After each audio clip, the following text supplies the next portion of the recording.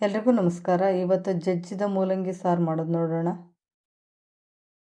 ಮೂಲಂಗಿ ಸಿಪ್ಪೆ ಎಲ್ಲ ಎರೆದು ಕಟ್ ಮಾಡಿಕೊಂಡು ಜಜ್ಜಿಟ್ಕೊಂಡಿದ್ದೀನಿ.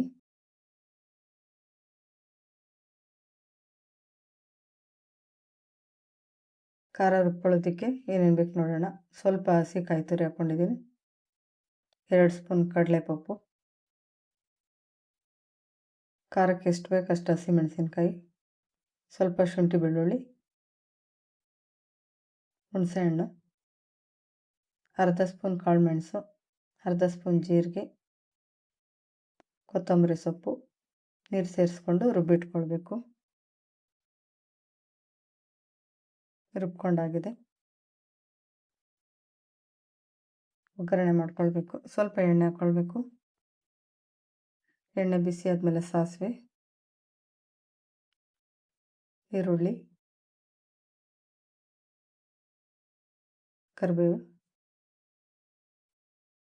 ಸ್ವಲ್ಪ ಹಿಂಗೆ ಸೇರಿಸಿ ಫ್ರೈ ಮಾಡ್ಕೊಳ್ಬೇಕು.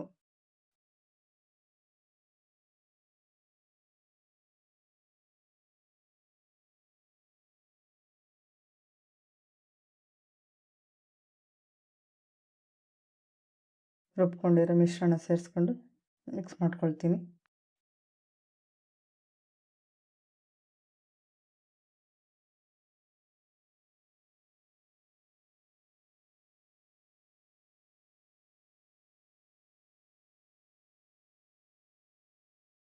ಇನ್ನು ಸ್ವಲ್ಪ ನೀರು ಸೇರಿಸ್ಕೊಂಡು ಸ್ವಲ್ಪ ಉಪ್ಪು ಹಾಕ್ಕೊಂಡು 2 ನಿಮಿಷ ಕುದಿಸ್ಕೊಳ್ಬೇಕು.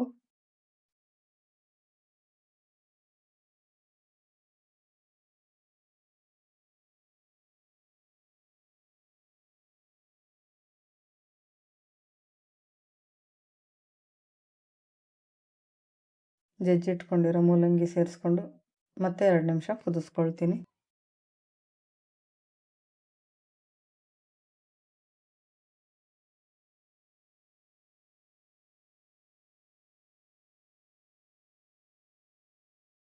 ಹತ್ತು ನಿಮಿಷದಲ್ಲಿ ಜಜ್ಜಿದ ಮೂಲಂಗಿ ಸಾರು ರೆಡಿಯಾಗಿದೆ. ಇದು ಮುದ್ದೆಗೂ ಚೆನ್ನಾಗಿರುತ್ತೆ, ಅನ್ನಕ್ಕೂ ಚೆನ್ನಾಗಿರುತ್ತೆ.